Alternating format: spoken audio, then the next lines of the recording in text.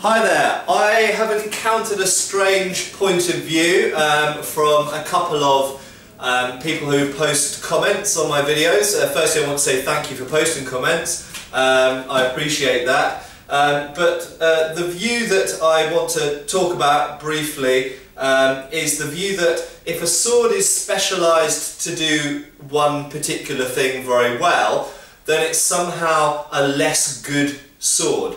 And you could apply this to any weapon, okay? Well, firstly, this is a patently ridiculous idea. If a sword sacrifices its ability to thrust very well but is very, very good at cutting, then clearly it's lost one thing but gained something else.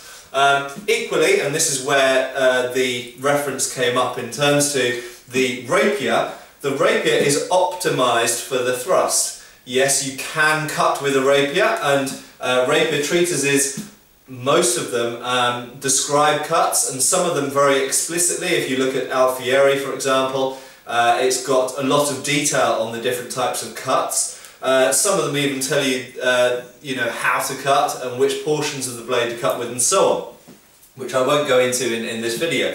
But the point is that the rapier, what really defines the rapier, is it has a longer but narrower blade. Okay? To have a weapon that's of manageable weight, what they've done is they've kept the same, more or less the same amount of metal in the weapon as a side sword or a broadsword or a back sword, but they've made it longer and therefore narrower at the same time. And what that gives you is a weapon that's optimised for use of the point, i.e. it can reach a lot further and is narrow and will penetrate more easily through clothes and into people's bodies, in and out again, or in and run all the way up to the hilt, which I've spoken about in previous videos.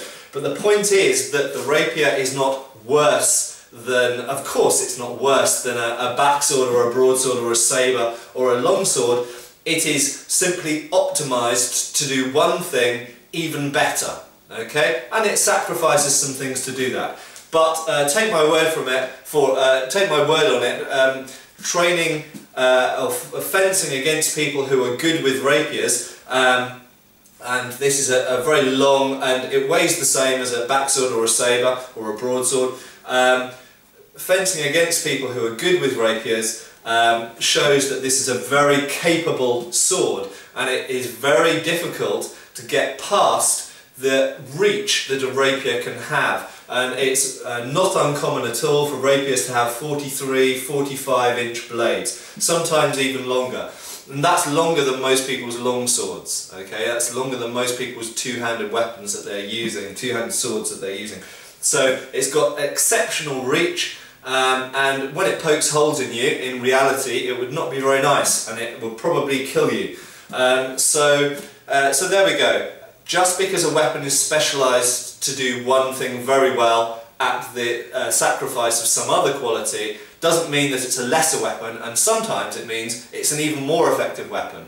Okay? Thank you.